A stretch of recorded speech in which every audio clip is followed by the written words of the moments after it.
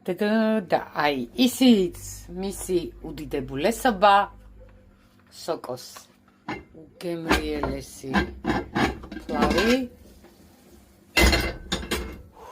ხათოსკან აბა ვნახოთ რა არის ეს ნიორი ესე ამოვიღოთ აღარ გჭირდება და ამოურიოთ როგორი ფანტია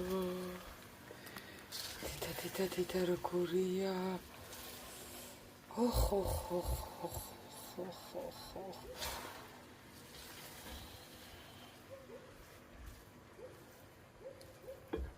ნახეთ როგორი ფერია როგორი გემრიელია თუ გინდათ მოამზადოთ ასეთი უგემრიელესი ფლავი დეტალურ რეცეპტს მიყევით ბოლომდე ვიდეოს მოამზადეთ და ისე ამოვნეთ ესეთი სილამაზე მარხვაში ძალიან გამოგადგებათ მიყვარხართ მოგესალმებით ჩემო საყვარელო მეგობრებო ხათოს და სანდროს სამზარეულოდან ამჯერად მარტო ხათო მოგესალმებით დღეს არის 20 მარტი და ვინც ხართ ჩემი გამომწერები 20 მარტს დაბადებულები ვისაც ქორწინების დღე გაქვთ ვისაც ეს თარიღი ძალიან გიყვართ ყველას მოგილოცავთ აქედან ჩემი გვერდიდან ძალიან მიყვარხართ მინდა ჯანმრთელები იყოთ ბედნიერები იყოთ და დანარჩენი მე ყველაფერი კარგად იქნება მთავარია ჯანმრთელები იყოთ მთავარია კარგ ხასიათზე ვიყოთ და დანარჩენი მე ყველაფერი თავისთავად დაგვილაგდება. ეხლა არის მოგეხსენებათ დიდ მარხვა და ამიტომ მინდა თქვენთან ერთად მოვამზადო უგემრიელესი ქალაქური თბილისური სოკოს ფლავი, რა თქმა უნდა ხათოსგან, ჩემი ინტერპრეტაციით და ბევრი სულ არ არის სავალდებულო რომ ადამიანი როცა მარხულობს იყოს მხოლოდ და მხოლოდ პურზე და წყალზე. არის უამრავი სამარხო კერძი, ცოტა ფანტაზიასაც ჩავთავთ ძალიან გემრიელად შეიძლება მარხვაში ადამიანმა იკვებოს. როგორც ტკბილეულის გამოცხობა შეიძლება, ასევე ბევრი უამრავი კერძის მომზადებაც შეიძლება. ეხლა მე თქვენ უნდა მოგიმზადოთ უგემრიელესი თბილისური სოკოს ფლავი. ამისთვის დაგჭირდება 4 თავი ხახვი, 1 დიდი სტაფილო, 1 დიდი ბულგარული წიწაკა, მარილი რა თქმა უნდა, გარეცხილი და თავგადაჭრილი 1 ცალი ნიორი, ბრინჯი 3 ჩაის ჭიქა, თავისთავად 6 ჭიქა წყალი წავა ამაზე და სუნელები ნახეთ, აქ მაქვს პაპრიკა, ძირა, აქ მაქვს შავი პილპილი. შეიძლება მე ქინძიც დავუმატო, მოუხდება სოკოს. ეხლა რა ხდება? აქ არის 600 გრამი სოკო წინასწარ მოვხარშე, გადავხარშე, ანუ ის შავი, აი რატო გამოსდით სოკოს ფლავი შავი, მე არ მიყვარს სოკოს ფლავი შავი როლი, ამიტომ ყოველთვის ჩემგან დაიმახსოვრეთ, რომ წინასწარ მოხარშეთ 10 წუთით მოხარშეთ სოკო, გადაასხით ის შავი წყალი და მე სუფთა წყალიც გადაავლეთ და აი ესე გაწურეთ. ნახეთ, გამზადებული მაქვს და კიდევ იმისთვის არის კარგი, რომ როდესაც მოდაღავთ ხახვთან ერთად წყალს არ გაუშვებს და უცებ მოამზადებთ ფლავს. აი ეს ინგრედიენტები დამჭირდება ეხლა დავჭრი ხახვს წვრილად და მოვდაღავ სოკოს და დაგიბრუნდებით. დეტალურად ხსნი, ამიტომ ტექსტს აღარ დავაწერ, აი ამ ჩემი ჯადოსნური დანის მეშვეობით, აი ესე ძალიან წვრილად, აი ესე დაჭრით ხახვს. 4-ვე ხახვს დავჭრი და სოკოსთან ერთად მოვდაღავ. აი ესე ჩავყარე, ჩუქუნის ქვაბში მოვამზადებ დღეს ამ კერძს, იმიტომ რომ ფლავებს ძალიან უხდება ესეთი ქვაბი. ნახეთ და ეხა ესე კარგად, ნახეთ რა სილამაზეა, არც შავ წყალს გაუშვებს და არც არაფერს და კარგად მოვდაღავ ჩემო ბატონო.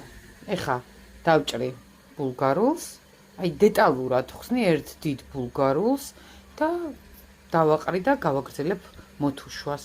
მერე დავაყრი სტაფილოს. ვინაიდან წინასწარ წამოვხარშე სოკო და ის შავი წყალი გავიდა, ნახეთ არც წყალი გაუშვა და ესე გემრიელად, ლამაზად ჩაიხარშება. მერე დავაყარი ცოტა ხანში ბულგარულს და მერე აი ესე დავჭერი, ყოველთვის აი ესე დაჭრილი, გახეხილი არ მომწონს, აი ესე ლომწიკებად დაჭრილი სტაფილო მიყვარს, ძალიან უხდება ბრინჯის ფლავებს და მე ზოგადად სილამაზეს ვაქცევ ძალიან დიდ ყურადღებას კერძში და ქინძიც დავამატე. ქინძი ძალიან უხდება ვინაიდან ფლავს არ უკეთებთ ცოცხალ მწვანილს, ამიტომ ქინძიც დავამატე. ხავხთან მოთუშვის დროს დავუმატებ დაფნის ფოთოლს, რომელიც არის ჯადოქარი, რომელიც ძალიან საჭიროება ჩვენს ორგანიზმს და არის კერძების მეფე. 4-5 ცალი ჩავამატე და ისე გავაგრძელებ მოთუშვას. დავაყარე წითელი ბულგარული წიწაკა და უკვე დატრიალდა ძალიან კარგი სურნელი და ნელ-ნელა ჩავამატებ სტაფილოსაც. მე რა სილამაზია, უკვე რო ლამაზია მიხარია. კერძი ძალიან გემრიელი რო იყოს და ლამაზი არ იყოს, მე პირადად ვერ შევჭამ. ამიტომ ყოველთვის ვცდილობ, რომ კერძი იყოს ლამაზეს. რა ლამაზია. ახეთ რა ლამაზია. საკმაოდ კარგად მოიდაღა უკვე და წავა უკვე ჩვენი სუნელები. აქ არის ერთი კოვზი ქინძი, პაპრიკა, შავი პილპილი და აუცილებლად ზირა. აი აკვდება ქათმის, როგორც ქათმის ფლავს, ისე სოკოს ფლავს. ასე ჩვეულებრივად და კიდე ამოურე. და სადღაც 10 წუთში უკვე დავაყრი ბრინჯს და დავასხავ წყალს. აი, ეს როგორია? ყველა ინგრედიენტი კარგად მოიდაღა, ეხლა ესე შუაში თავ მოჭრილ ნიორს ჩავდებ. აუცილებლად დავასხავ ადუღებულ, ეს 3 ჭიქა ბრინჯი ხო იყო, 6 ჭიქა ადუღებულ წყალს დავასხავ. 6 ჭიქა. და აუცილებლად 1 სუფრის კოვზი მარილი უნდა და ეხლა თქვენთან ერთად დავაყრე. 1 სუფრის კოვზი მარილი. ეხლა ნახეთ, კარგად უნდა ამოურიო და უნდა გავუსინჯო, წვენის გემო უნდა გავსინჯო, რომ მივხვდე რა აკლია და რა არა ჩემ სოკოს ბრინჯის ფლავს. აი კარგად ამოურევ. ადუღებული წყალი იმისთვის გვინდა, რომ მალე გაკეთდეს ჩვენი ფლავი. და გავსინჯავ.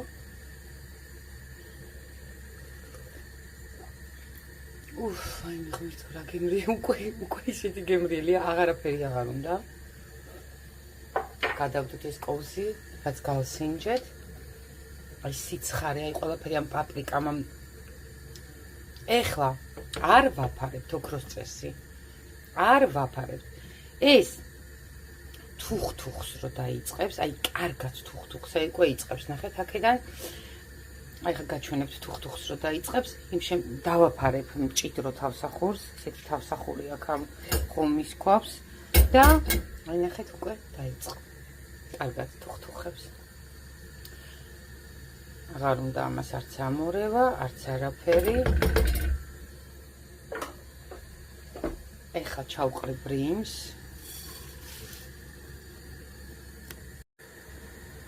ჩავყარე ბრინჯი, მეგობრებო, ქაფქაფა ადუღებული წყალი გავუკეთე, იმიტომ რომ მალე იყოს. 3 ჭიქა ბრინჯი იყო და გავუკეთე, აი ეს რა ქვია, 6 200 გრამიანი ადუღებული, რომ მალე ადუღდეს. კარგად ამოურიე. 1 სუფრის კოვზი მარილი გავუკეთე. გემოზე გავსინჯე, რა თქმა უნდა. ეხლა არ ვახურებთ თავს, ოქროს წესი. არ ვახურებთ თავს, სანამ დუღილს არ დაიწყებს. ეხლა დუღილს რო დაიწყებს, იმასაც გაჩვენებთ, მე ძალიან ბოლომდე მინიმუმზე უწევთ და ვაფარებთ თავსახურს და 20 წუთში ვინაიდან ადუღებული წყალი დავასხით, ძალიან გემრიელი სოკოს ფლავი მზად გექნება. აი ნახეთ როგორ თუხთუხებს. აი ეხლა უკვე რო თუხთუხებს, დავახურებ თავსახურს, მოვატრიალებ. კარგად ეხურება ამას თავსახური და სულ ბოლომდე დავუწევ და გაჩვენებთ როგორი ბრინჯის ფლავი გვექნება მზად.